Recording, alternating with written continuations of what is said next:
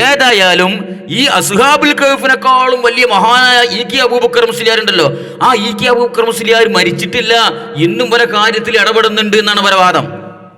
നിങ്ങൾ വിചാരിച്ച ആളല്ല ശൈഖുനാ ശംസുൽ ഉലമ. വേറെയുള്ള വെള്ളക്കുപ്പായം തലീക്കെട്ട് നോക്കിയിട്ട് ഈ മനുഷ്യനെ കുറ്റം പറഞ്ഞാൽ ദുനിയാവ് ആഖിറത്ത് നഷ്ടപ്പെടും. അതാണ് ഈ പറഞ്ഞ മാന. ഭാഗ്യം ഭംഗീസും വലിപ്പത്തിലൊക്കെ പലർക്കും ഉണ്ടാകാം. അതല്ല ഇയാള് ആള് വേറെയാണ്. ഇയാൾ ആള് വേറെയാണ്. അത് വലിയ ആളാണ്. ആളോട് നമ്മൾ എതിർക്കാൻ പാടില്ല. ആളെ അസ്റിന്റെ ആളായിരിക്കും. അതിനെ മനസ്സിലാക്കാൻ കഴിയുക എന്നുള്ളത് നമ്മളെ ബാപ്പാർക്ക് അല്ലാഹു തആല കൊടുത്ത തൗഫീഖാണ്. അത് നമ്മളെ വലിയാപ്പാന്റെ ബർക്കത്തായിരിക്കും. മനസ്സിലായില്ലേ? ഇപ്പൊ നിങ്ങൾ ബഹുമാനപ്പെട്ട ഇതായി പെരുവണ മഹല്ല് ശൈഖുനാ ശംസുൽ ഉലമ റഹിമഹുല്ലാഹിന്റെ നേതൃത്വത്തിൽ നിങ്ങൾക്ക് മുന്നോട്ട് പോയി. അവർ വഫാത്തായതിനു ശേഷമാണെങ്കിലും അള്ളാഹു ഒരു പ്രത്യേക തൗഫീഖ് നാട്ടിന് തെരഞ്ഞെടുത്ത് കിട്ടി. അതിനെന്താ കാരണം? അള്ളാഹു അലം, എനിക്കറിയില്ല. ഇവിടെ നടന്ന ഒരു പ്രമാദമായ വിഷയത്തിൽ എന്നോട് ഞാൻ പല ആളുകളും പ്രസംഗിക്കുന്നു, എൻ്റെ ലേഖനം എഴുത്തൊക്കെ വായിച്ചിട്ടുണ്ട്. ഒരു പ്രമാദമായ വിഷയത്തിൽ വഫാത്തിന് ശേഷം അതിന് വക്കീലുമായി ബന്ധപ്പെട്ടിട്ടുണ്ട്. ആര്? അല്ലേ? സത്യം തന്നെയല്ലേ? ശൈഖുനാ ശംസുൽ ഉലമ റഹിമഹുല്ലാഹ് അല്ലെ? അങ്ങനെ ഉണ്ടല്ലോ.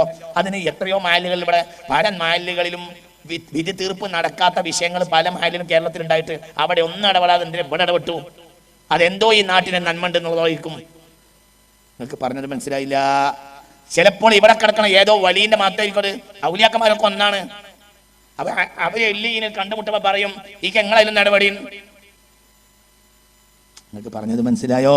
അവര് മരിച്ചിട്ടില്ല, മരിക്കൂല. അവരവിടെ ഉണ്ട്, അവരവിടെ പണിയെടുക്കുന്നുണ്ട്. അവരാ മനസ്സിലായി. അവർ അള്ളാഹുവിന്റെ ഹബീബിന്റെ ആ പരിശുദ്ധമായ സർക്കിളിലുണ്ട്. അവരെ യോഗവും മീറ്റിങ്ങും ഹബീബിന്റെ പരിസരത്ത് നടക്കുന്നുണ്ട്. അവരിവിടെ കാര്യം നിയന്ത്രിച്ചു കൊണ്ട് പോകുന്നുണ്ട്.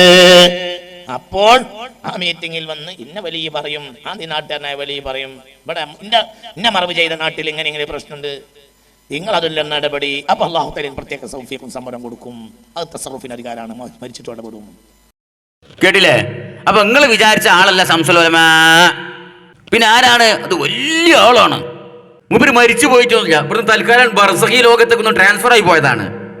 അതുകൊണ്ട് തന്നെ ഇന്നും ഇവിടെ നടക്കുന്ന പല കാര്യങ്ങളിലും മൂപ്പര് ഇടപെട്ടിട്ടുണ്ട്.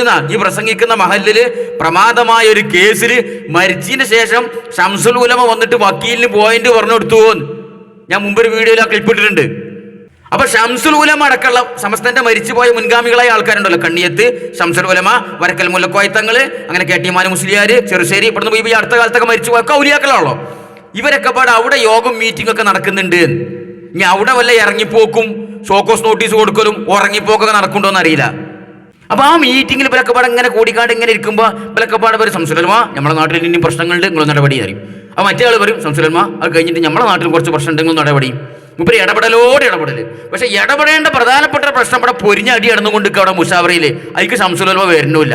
മൂപ്പര് മരിച്ചിട്ടുമില്ല, ജീവനോടുണ്ട്, എല്ലാ കാര്യത്തിലും ഇടപെടും. ഇന്നും സമസ്തനെ നിയന്ത്രിക്കുന്ന മൂപ്പരാണേനും മൂപ്പരും കൊണ്ട് വരുന്നില്ല.